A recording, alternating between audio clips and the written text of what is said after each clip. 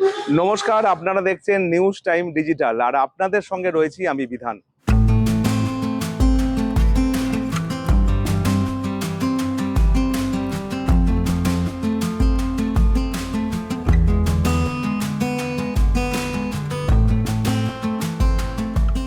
আজ এক মোহনবাগানের অন্ধ ভক্তের গল্প আপনাদের শোনাবো।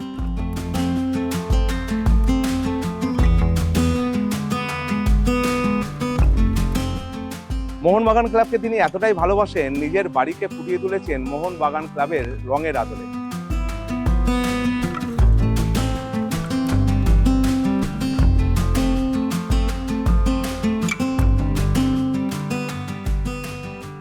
পূর্ব বর্ধমানের জৌগ্রামের বাসিন্দা সত্যনারায়ণ নন্দী।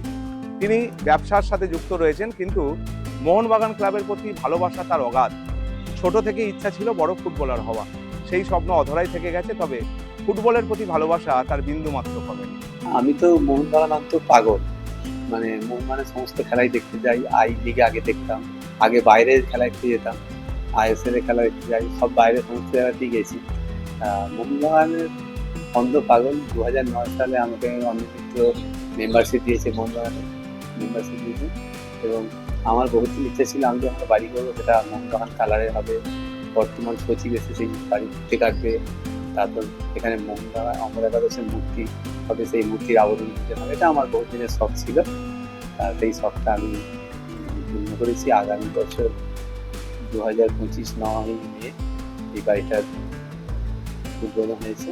2025 সালে তিনি নিজের বাড়ি তৈরি করলেন এবং সেই বাড়ির রং ফুটিয়ে তুললেন মোহনবাগান ক্লাবের আদলে।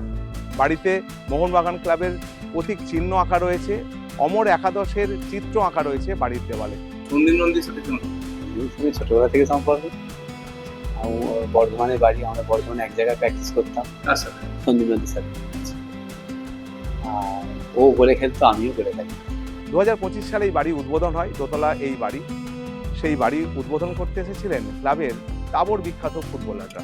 একেবারে ঘটা করে উৎসব এখানে আকার ধারণ করেছিল। সেভাবেই তিনি এই এলাকায় এই বাড়ি তিনি উদ্বোধন করেন। রাস্তা দিয়ে গেলেই নজরে আসবে বাড়ি। অনেক মানুষ দাঁড়িয়ে থেকে দেখে দোতলা এই মোহনবাগান ক্লাবের আদলে তৈরি বাড়িটি। আগামী দিনে ফুটবলকে নিয়ে আরও অনেক স্বপ্ন রয়েছে সত্যনারায়ণ বাবু।